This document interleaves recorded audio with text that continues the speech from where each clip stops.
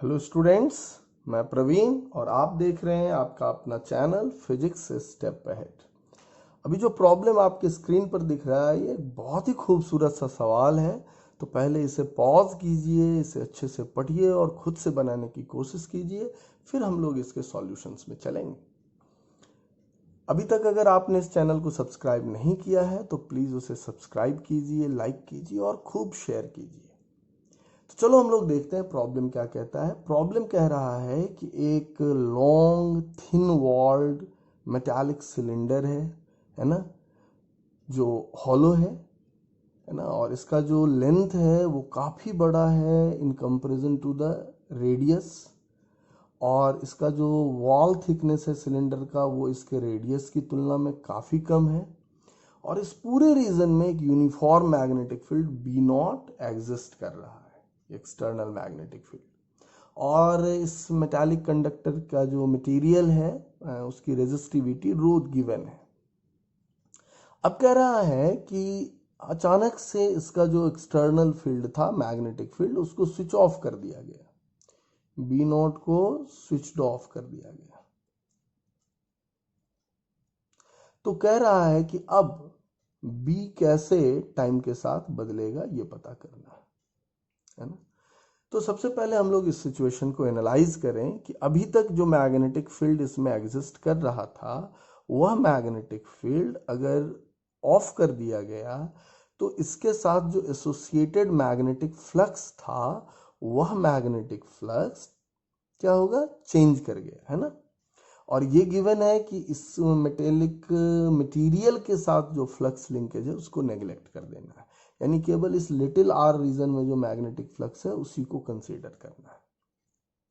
तो यहां पर जैसे ही मैग्नेटिक फील्ड स्विच ऑफ हुआ इससे जो एसोसिएटेड फ्लक्स है वो टाइम के साथ बदलेगा। टाइम के साथ बदलेगा तो एक ईएमएफ जनरेट होगा, और वह जो ईएमएफ जनरेट हुआ है according to Faraday's law of electromagnetic induction, वह क्या करेगा, इस रीजन में इस कंडक्टिंग मटेरियल में करंट पैदा कर देगा। सपोज करो यहाँ पर ये हमारा वो हॉलो थिन सिलेंडर है, हालांकि इसमें एक तरफ से भरा है तो वो नहीं समझना है, केवल यहाँ देखना है। और इस रीजन में मैग्नेटिक फील्ड लाइंस हैं, मैग्नेटिक फील्ड है तो एक फ्लक्स एसोसिएटेड है। जैसे ही ये फ्लक्स खत्म हुआ एक ईएमएफ जनरेट हुआ, वो जो ईएमएफ जनरेट हुआ वो इस मेटेलिक कंडक्टर में करंट जनरेट कर देगा अलोंग द सरफेस, है ना, पूरे में।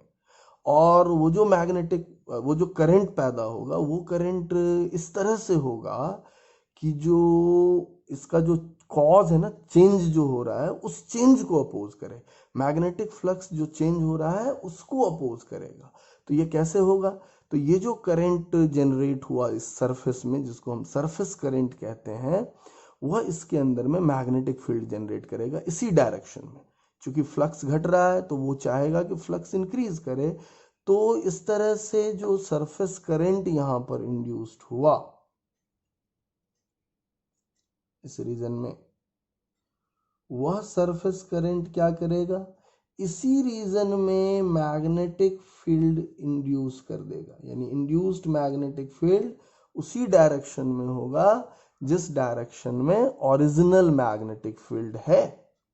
यानी बी इंड्यूस्ड का डायरेक्शन यहाँ क्या हो जाएगा, एक्सटर्नल मैग्नेटिक फील्ड के डायरेक्शन में हो जाएगा। ओके, तो अब यहां पर दो तीन चीजें हैं।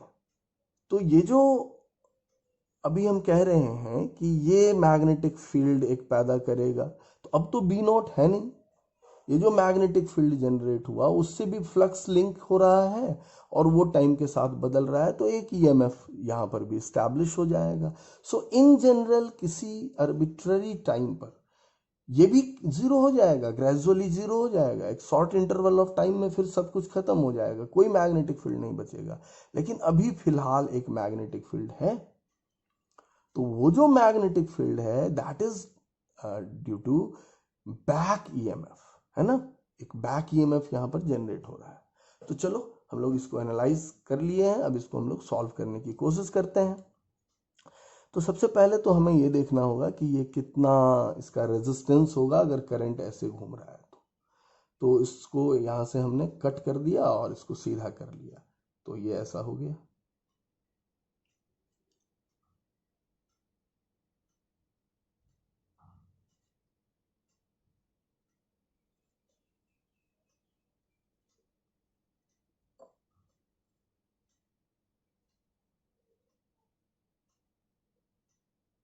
इस तरह का रीजन। और करंट ऐसे जा रहा है,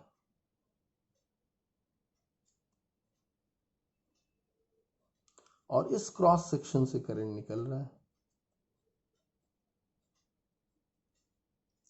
तो इस मटेरियल का, ये जो हमारा कंडक्टर है, इसका रेजिस्टेंस क्या हो जाएगा, तो ये लेंथ कितना हो गया, ये लेंथ हो गया 2πr, है ना। इसको यहाँ से हमने काट दिया और इसको खोल दिया, ये सीधा हो गया। तो ये हो गया लेंथ, दिस लेंथ 2πr, और ये लेंथ है l, और ये थिकनेस है d। तो अब हम लोग इसको बड़े आसानी से यहाँ पर लिख सकते हैं कि resistance will be rho into length जिसमें करंट फ्लो किया 2πr बाय इसका क्रॉस सेक्शनल एरिया, तो ये लेंथ l और ये लेंथ d, तो l इंटू डी हो गया। और एक चीज क्या कि इसमें करंट है यहाँ पर, ये जो करंट यहाँ पर फ्लो कर रहा है, ये कौन सा करंट हो गया, ये सरफेस करंट हो गया, स्किन करंट एक तरह से। तो ये एक जो सिलेंडर है, इसका लेंथ तो काफी ज्यादा है ना, और रेडियस ऑफ क्रॉस सेक्शन से काफी बड़ा है। तो ये एक तरह से एक थिन सोलेनॉइड जैसा बिहेव करता है। और थिन सोलेनॉइड का मैग्नेटिक फील्ड हम लोग जानते हैं कितना होता है, mu not little N I. लेकिन ये लिटिल एन क्या है, वहां पर number of turns per unit length. तो number of turns per unit length into current, यानी करंट पर यूनिट लेंथ हो गया। तो ये यहां कन्वर्ट हो गया mu naught current upon length. Okay, अब हम लोग देखते हैं कि जब इस रीजन में किसी टाइम में जो मैग्नेटिक फील्ड है वो क्या है, B, at any time T.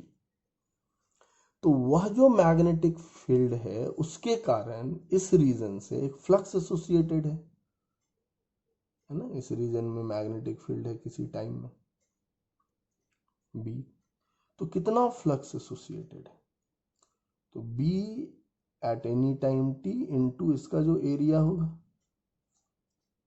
तो ये फ्लक्स जब बदलेगा टाइम के साथ, क्योंकि मैग्नेटिक फील्ड टाइम के साथ बदल रहा है, तो एक ईएमएफ जनरेट करेगा। उस ईएमएफ का मैग्नीट्यूड क्या हो जाएगा, pi R square D B D T. और इस ईएमएफ के कारण एक करंट स्टैब्लिश होगा। वो करंट कितना हो जाएगा, mod EMF by R, current का मॉडुलस, यानी pi little R square D B D T upon, और आर का वैल्यू लिख दो तो rho into 2π little R upon L D, ऊपर शिफ्ट कर दिया। और इसको मैंने लिखा पाई पाई कैंसिल, एक आर कैंसिल हो गया, तो R L D upon 2 rho into D B D T, है ना, ये हो गया। अब ये जो करंट है, यही करंट ये मैग्नेटिक फील्ड पैदा कर रहा है। तो कितना मैग्नेटिक फील्ड पैदा कर रहा है, mu not I upon L, यानी mu naught by L into current. और करंट कितना हो गया, तो R L D upon 2 rho into DV D T. अब ध्यान से सुनना, यहां तो हमने करंट का मॉडुलस फाइंड आउट किया, है ना, लेकिन यहां पर हमें देखना पड़ेगा कि how magnetic field varies with time. तो ये मैग्नेटिक फील्ड ग्रेजुअली डिके कर रहा है, डिक्रीज कर रहा है, तो इसका तो साइन नेगेटिव होगा। तो यहां पर हमें ये माइनस साइन डालना है। अब देखो बी भी है और यहाँ डी भी दिख रहा है, तो हम लोग वेरिएबल सेपरेट कर लें।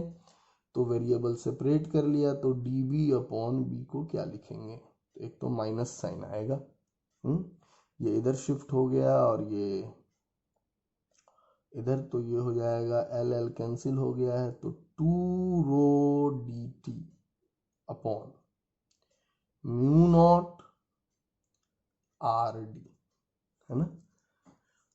अब हम लोग इसको अगर प्रॉपर वे में एनालाइज करके लिखें कि D B upon B equals minus 2 rho upon mu not R D, और इंटीग्रेट कर दे यहाँ पर, तो ये सब कांस्टेंट था, बाहर हो गया ये डी टी। जीरो टाइम पर क्या मैग्नेटिक फील्ड था, है ना। तो जीरो टाइम पर जैसे ही हमने इसको शुरू किया था, ऑफ किया था, वही एग्जैक्ट वो टाइम जिस टाइम में तुमने इसको ऑफ किया, मैग्नेटिक फील्ड तो बी नॉट था, है ना। और किसी टी टाइम पर मैग्नेटिक फील्ड कितना हो गया, बी। तो इसका क्या हो जाएगा, log natural B upon B not, and that is equal to -2 rho by mu not R D into T. लॉन को यहाँ से रिमूव करोगे तो एक्सपोनेंट आ जाएगा, और तुम लिखोगे इसको B not E to the power -2 rho upon mu not little R D into T. So this is how magnetic field decays. So it decays exponentially. अगर हम लोग यहाँ पर ग्राफ बना के देखें कि कैसे ये मैग्नेटिक फील्ड डिक्रीज करता है, तो इट डिक्रीजेज एक्सपोनेंशियली, है ना, ये बी नॉट। सो एक ये काफी खूबसूरत सा सवाल था इलेक्ट्रोमैग्नेटिक इंडक्शन का, है ना।